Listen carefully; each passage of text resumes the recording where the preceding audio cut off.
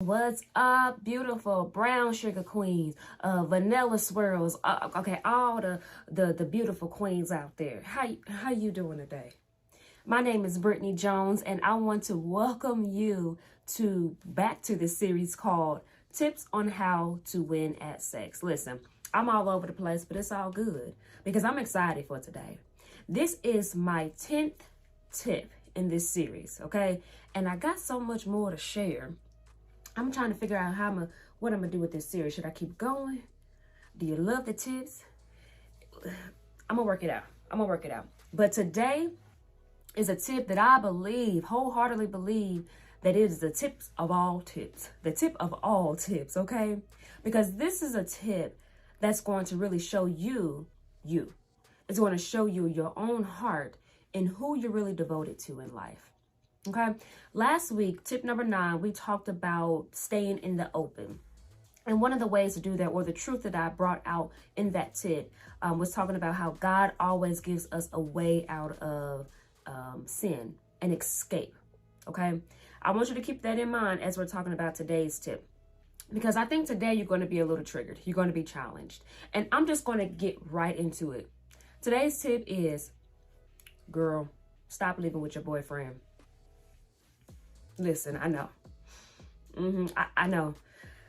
To say that in today's culture is like saying, girl, put your phone down. Get off of Instagram. Get off of Facebook. Everybody doing it. It's a part of our nature. It's a part of our being. They don't make no sense. What? My boyfriend? That don't make no sense. But yes, stop living with your boyfriend. Okay? So, we talked about last week of how when you are left alone with the opposite sex, when you want to live a life of sexual integrity, you cannot put yourself in tempting situations. Okay, I never lived with a man before, but I've spent many of nights with a guy. I've been alone with a guy, and let me say, it is hard, dang near impossible, to live a life of sexual integrity when you are putting yourself in a tempting situation like that. And I can only imagine how queens are suffering, or how queens are just losing the battle, living with their boyfriends, living with their dudes, living with the guy that they have entrusted their entire life to. And that's another conversation within itself, because how you going to entrust your entire life to somebody who ain't even shown himself trustworthy? Listen, it's all good. I have a conversation that I've been holding in the vault. I got a couple of conversations like that, and I'm going to bring it out for this tip. So after you see me here, you're going to see another clip, and I'm about to help you reason with why you're living with your boyfriend. So let me ask you this question. Why do you live with your boyfriend? Why are you thinking about moving in with that guy? Have you really thought about that question? Have you really asked yourself, why? Is it because everybody else is doing it? Is because I believe we're going to get married one day? You know, these are all the things that we think about and it causes us to reason or to make the decision to live with our boyfriends or to live with a guy. But the conversation I'm about to have with you today is about to burn up all those reasonings, and it's going to give you the only reasoning left that is worth standing on. Okay? So we get all these videos flowing through our feed every day, all day. And we treat it as common. But I wholeheartedly believe God uses everything to speak to people. And he is speaking a message to me, to you, to us today through this video. So don't scroll past it. I want you to engage, listen from beginning to end. And after, share with the queen. Because she needs to hear this exact same message as to why I'm saying, stop living with your boyfriend. So without further ado, here it is, queen. Me at a previous day, but the message stayed the same, girl. The message is as relevant as can be. Roll the clip. Oh, I'm gonna roll the clip. Roll the clip. What's up, y'all? This your girl Brittany from She Abundantly at sheabundantly.com. And I am in the mood for some girl talk, okay? I've been in this mood since last night. And this is the $1 million question. Should I live with my boyfriend? Girl, I know. This is a question I know you have asked yourself. You've asked your friends, people around you. You've asked culture. You have been wrestling with this question, and maybe you already made your decision. I'm about to move in with boo thing because that's my boo thing, and I love him. He fine, he cute, and we're gonna be together forever. Like all these gooey feeling fuzzy feelings go through your mind and heart about being with him and living with him and all that stuff. But this is something that I know our culture, especially our young women, wrestle with. And I know we wrestle with it because you see so many people living together, so many girls moving in with their boyfriends and vice versa, right? And so I want to take you down this journey. It's going to be a short journey, but I'm going to take you down this journey of processing that question. And my initial response may shock you a little bit, but walk with me, okay? So the question is, again, should I live with my boyfriend? And then my response to you would be, well, it depends.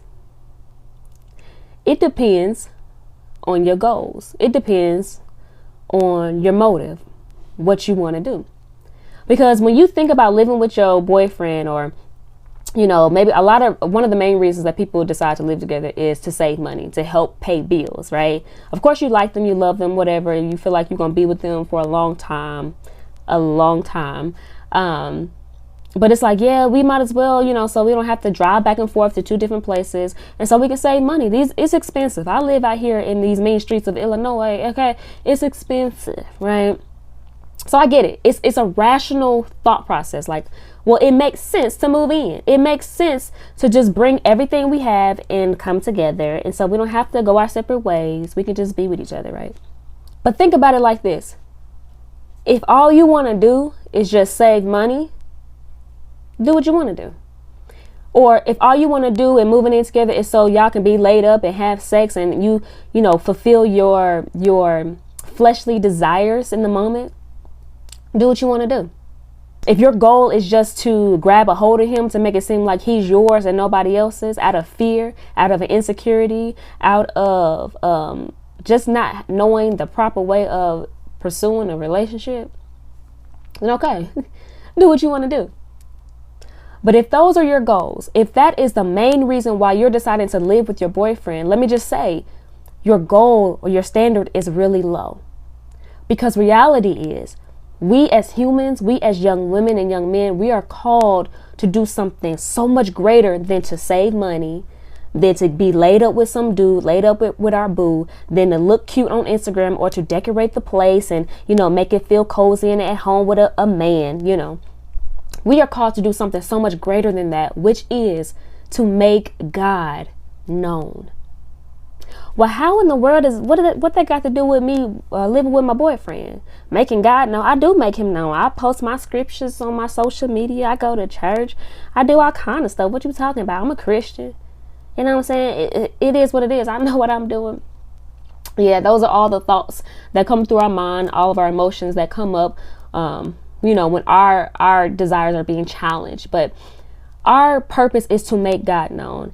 And let me just say, when we are doing what we want to do, when we take upon ourselves this relationship with this guy, and we are doing these committed like things together and not really committed to one another, we are doing the very opposite of making God known.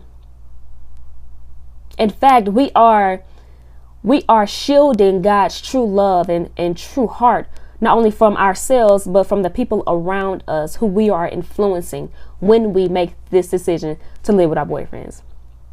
See, I know you thought this decision was so simple, right? Like, it's just moving in together. But let me tell you, it's much deeper than you think. Okay. When God introduced a union, a marriage between a man and a woman in the book of Genesis, Genesis 1 and chapter 2, Genesis chapter 1, chapter 2, he used this kind of language. He says, this is when a man leaves his mother and father and cleaves to his wife, and they become one flesh. One flesh. Why does he say they become one flesh? Why does he use that kind of language? The two become one. The reason why he did that is because he wanted, or he created man and woman, marriage, the beauty, the love between a man and a woman, to be in the image of the Father, Son, and the Holy Spirit. They are all one. They are unified, a unified being. And what that shows is their trust with one another, their commitment or fidelity with one another, their love with one another. Because in trust and love and fidelity and commitment and all that good stuff, that's when God can be known at his greatest. That's how you see God's love. That's how you see, or you get to know who he is. So what he does is he makes things, relationships, people, foundational things, fundamental things, principles, all these good things. He makes them in the image of him. When he made a man and woman, he said, let's make them in our own image and in our likeness. Not just in like our appearance or whatever, but how we function in life. You know, if you look at the book of John, chapter 17, when Jesus was praying to God the Father concerning the people, the believers in the world, not just the believers there on earth at that moment, but the believers who would be born like you and I. He was saying, like, let them be one, let them be unified just as we are, so that others may see their unity and give you glory, Father, and love you and want to know you. So they may see that there is a true God in heaven that created them and loves them and wants to be in relationship with them. So it's more than just living together or moving in together. This whole idea or thing about commitment or fidelity is huge. And let me say, when we don't honor commitment, when we don't honor fidelity, being in a relationship with the opposite sex and committing your life to that person and saying, I am excluding everyone else. I'm bonding my life with you in body and soul and spirit and living situation.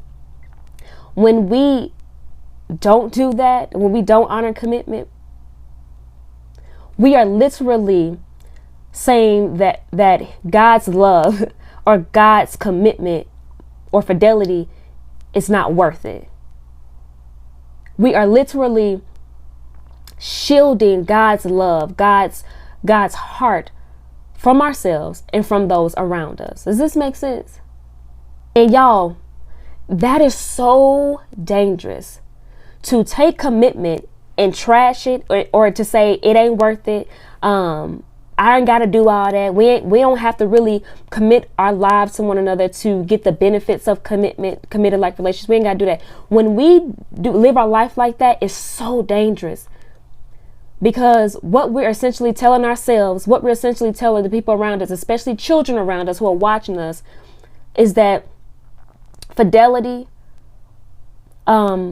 devotion to one person, it ain't worth it. It's what we're essentially saying is, you ain't got to do all that. It's not required. Okay, you don't have to commit your life to somebody else or this person that you love or so like. You don't have to commit your life to them, to be with them, to live with them, to have sex with them. You can just do whatever you want to do. You can recreate the rules or the standards of a relationship, which is so crazy because we didn't create marriage. We didn't create relationships. God did. So when he did, he created standards and boundaries around it. But we think we can take it and do what we want to do, take away the boundaries and all that stuff, when it doesn't work like that. Nothing in life works like that. When you break a law, you're no longer protected by that law. The only thing you have left waiting for you is a consequence of breaking that law, breaking or overstepping that boundary. But what we are saying is, it don't take all that. You don't have to commit. You don't have to be devoted to that person. And this is where the enemy deceives us severely, because when we think that way, it reflects how we think to God, how we think towards God. Oh, you don't have to be devoted to God. Oh, you don't have to be committed to him. You don't have to not cheat on him, and you can do whatever you want to do. You can come in and out of relationship with him. Oh, you can explore other guys. You can worship other guys. You don't have to be all in with God. You don't have to be committed to him. And yo, that's a bald-headed lie, boo. That is a bald-headed lie, because when God talks to his people, one of the main things that the people of Israel in the Old Testament, in the Bible, one of the main things that they were charged with, it wasn't the fact that they were complaining or, that they were doubting. It was their level or their lack of commitment to God. So much so that God charged them with adultery, charged them as prostitutes, which was so hurtful and heavy Because it's like, yo, I am your God.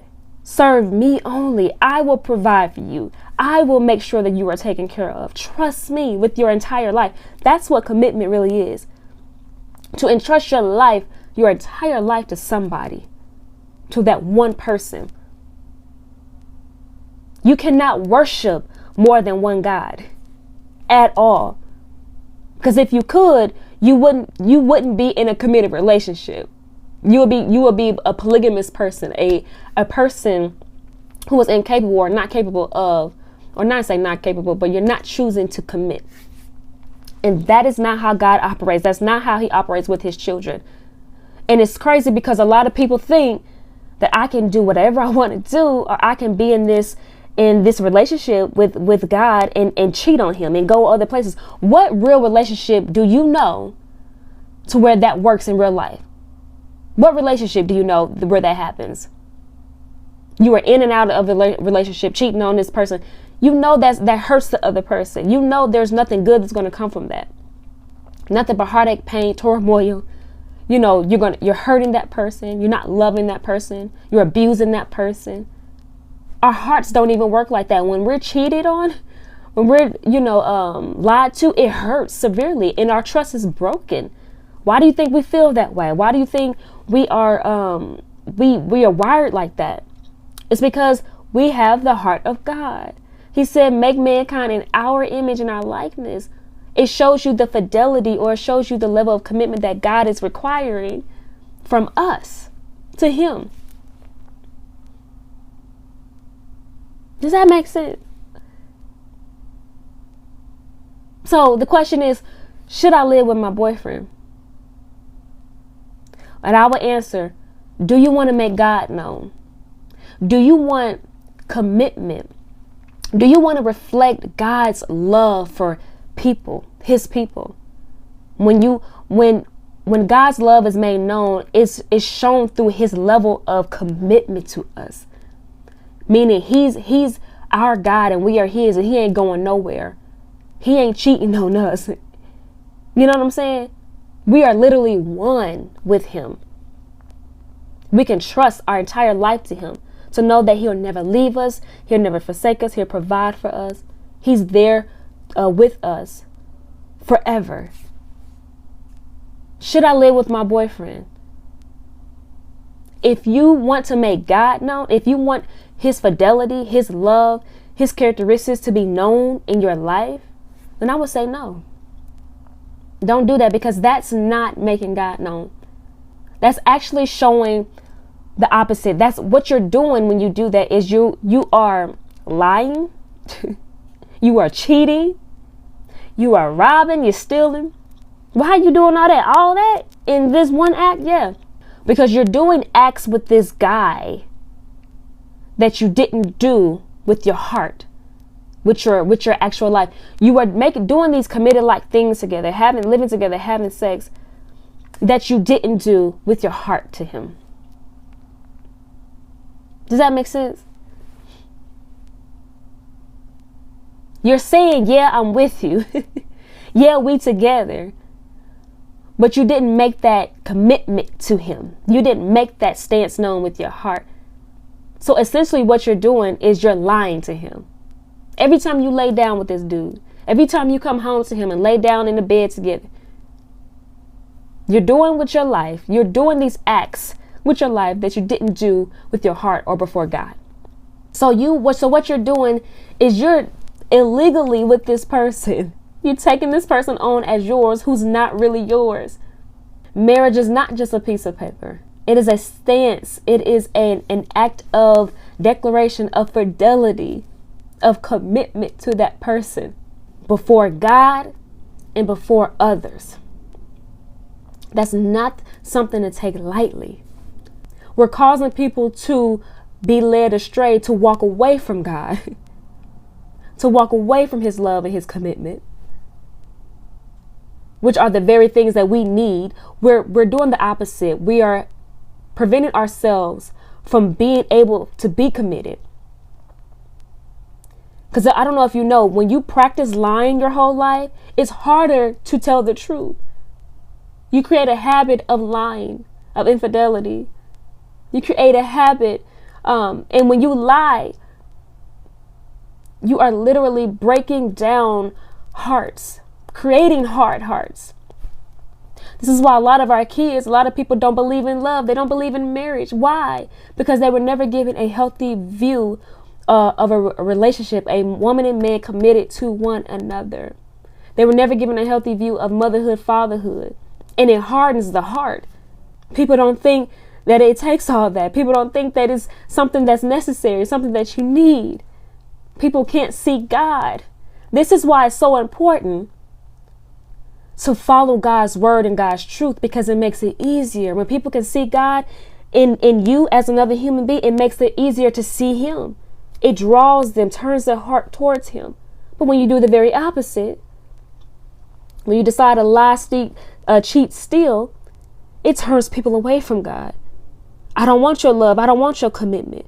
My heart is so hard right now. I can't see you, God, because I am the product of all this breakdown, all this lack of fidelity, all this lack of love, all this lack of commitment to one another. I'm just driving the message home like I always do in my videos. I spent my time, okay, living below my standard, living below the beauty, the call that God has called me to. I spent my time settling. I spent my time giving my body, my mind, my soul to a guy who never showed any value in me, or never showed that he valued me and understood my worth. I gave myself to him hoping that he would see my worth. That ain't how it works. When people see your worth or know your worth, you know that they know it by how they respond to you, how they treat you. Okay? If I let a man take me as his own, have sex with me, move into a house with me, what he's doing is he's showing me that he doesn't know my value. He doesn't know how expensive I really am, because he didn't pay for me. He didn't put in the work to have me. And if I allow him to do that, that shows I don't know my value either, because I'm giving myself away for nothing. On a simple conversation that said, you my boyfriend, I'm your girlfriend, some word, some lip service. He didn't do anything to have me at all, but I'm giving him such, this most expensive thing of me, which is me. I'm giving it to him for nothing. That make no sense. That don't make no sense at all. And like I said, I spent my time doing that, and I'm done. It took me one time, one heartbreak, a real heartbreak, to realize this is straight up trash. Ain't no value in this. Ain't no God in this. Ain't no heart fulfillment in this. Ain't no peace in this at all. Nothing but heartache, nothing but the consequences of my sinful actions, nothing but mundaneness, boredom, nothing but an average life. I don't want to live an average life. I want God's hand, his miraculous word to just illuminate, like to just permeate from my life like a river, so that other people may be nourished from God's word and the truth of his word flowing from my life. Saying, if you do this, how God is saying, you will live. I want people to gain life from my life. I want people to see God and know God for themselves from my life. So guess what? I ain't never living with a man who ain't decided to commit his entire heart and life to me, who ain't showed me how much he values and understands my worth. You'll never catch me. Okay? Living with a man in that way. Because this right here, look at him. Look at him. Look at him. Look at him. You see this? This is very expensive. This is very valuable, very fragile. Okay? Top shelf.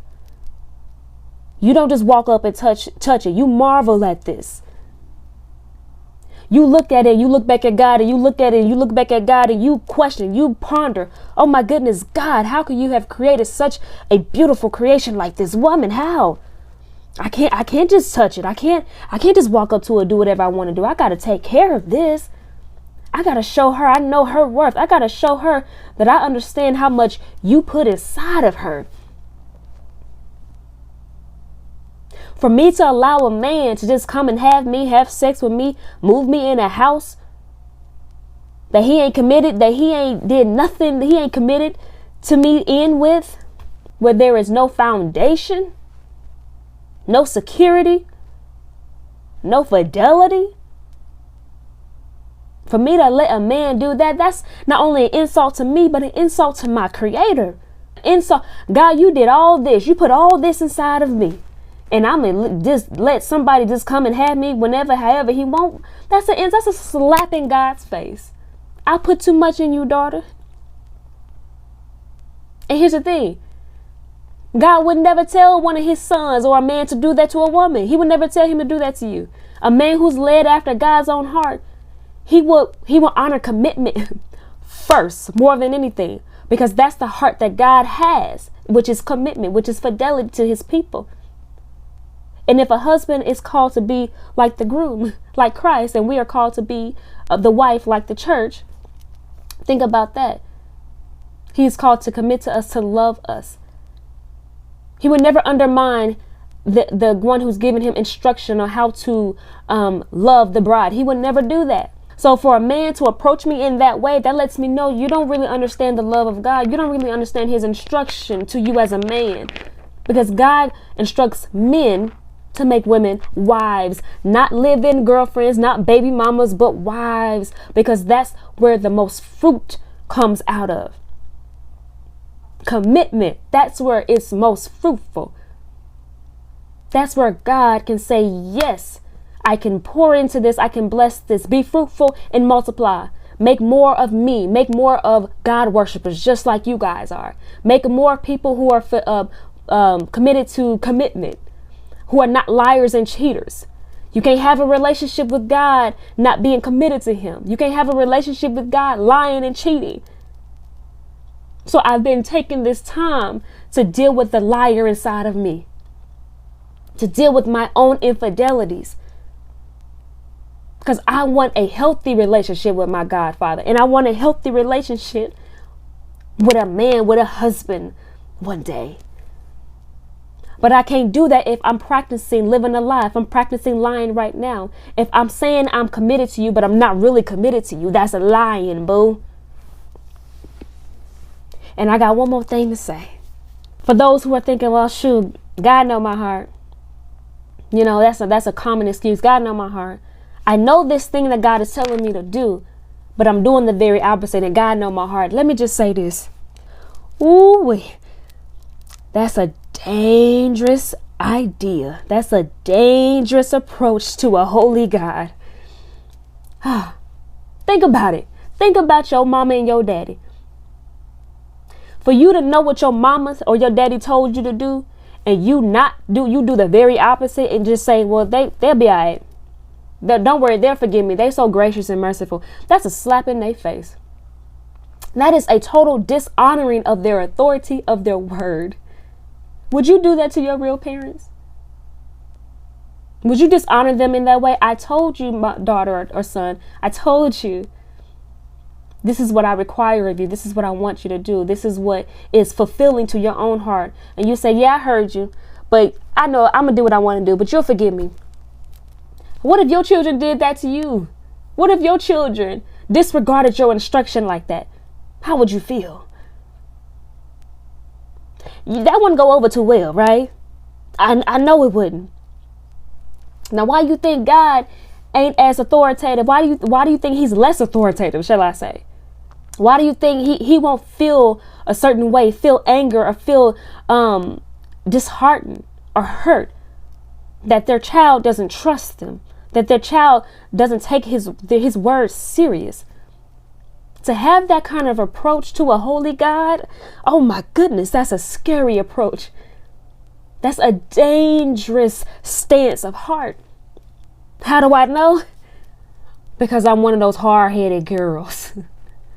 I'm not ashamed to talk about it because it frees somebody else who is just like me. And you know what God does with me? He deals with me. He speaks to me.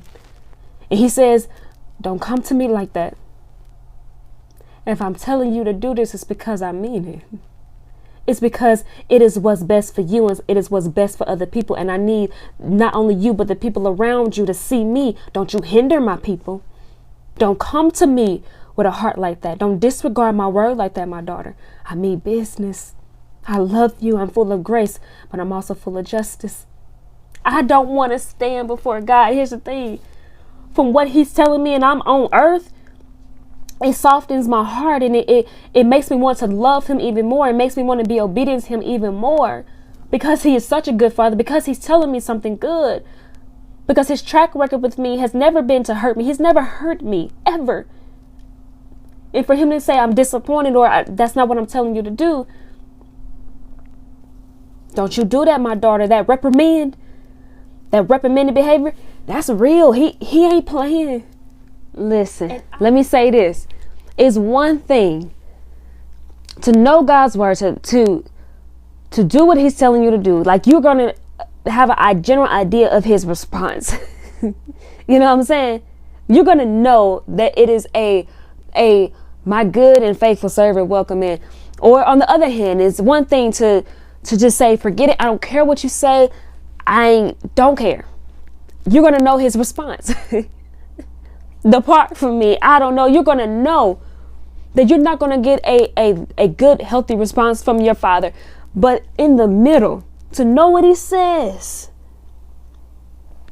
And to say, you know what? I'm not going to do it. I don't care how you think, how you feel. To be in the middle like that, you don't know how he going to respond. And it's not a fear-based type of thing that I'm trying to breed or incite in you, but it's a respect thing. It's a reverence type of thing. It's a loving type of thing, type of response, or type of action or mind idea that I want us to develop. You don't want to stand before a God like that and be guessing. I don't know, because I know what he said, but I chose not to do it. I don't know. Who wants to stand before a God like that? A holy God. I don't. Listen, I said all this to say, fight for commitment. Fight to understand the value of commitment. Wrestle with that thing. If you're feeling like God is saying one thing, but you don't feel like living like this or doing this way, wrestle with it. Why? Why don't you see God's love and commitment as enough, as good for you, to where you will require it from a man? Why don't you see that? Don't just give in and do what culture does. You just get culture's reward, which it ain't gonna be good, because culture don't care about a holy God. They don't care what God says. They don't care about love and commitment to him. They don't care. And you are not called to be dipped in culture, but to be submerged in righteousness. Queen, I know your heart is like like this, like, man, she done gave me the truth. She wasn't playing today. Listen, I'm not, because I know I've walked the walk. I've given myself over to a guy who never showed that he valued me. And when God shows you your worth and when he tells you who you are, it can't compare anymore. If he wants me, he will have to rise up to the standard to get me. And I really hope that after today's conversation, you're going to reevaluate your own life, your own relationship status, and your living situation. Okay? When God says he will give us a way of escape, take that for face value. A lot of our excuses are, well, I don't have anywhere else to live. Well, this is just the only person I can have. Is that true? Or is that just another excuse? Or is that a fight to maintain your idol in its number one position? If you trust God, he will give you a way of escape. I know this to be real. Even when I didn't take the way of escape, he still gave it to me. So I know how that process goes too, of knowing the escape and not wanting to take it because you're so settled and you just want what you want. But let me tell you, there's no fruit coming from it. There's nothing good coming from that. When you break a law, the only thing that is waiting for you is a consequence of that broken law, the consequence of your action. So, Queen, be encouraged. Let God take your heart, or give your heart to him, and allow him to show you the path from this day forward, because he's about to start talking to you. He's about to start showing you strategy on how to put him first. And if that means moving out of that apartment, that house with that guy, then so be it. Because when you decide to serve God, and when you decide to knock down your idols, that's going to take a sacrifice. Because a lot of you may be thinking, well, I'm just going to get married. And let me share this with you. Getting married is to please you. It ain't to please God. When you put God first, you're basically saying, I'm letting go of something to give you, or I'm letting go of this to put you first. Okay? This is something that I'm learning right now. The law of sacrifice, when you really want God, you will show him, and you will put him in that first position. You will let something die that was supposed to be dead anyway, that was never supposed to be alive, to put him first. All right, Queen. Until next time, next week, we're going on tip number 11.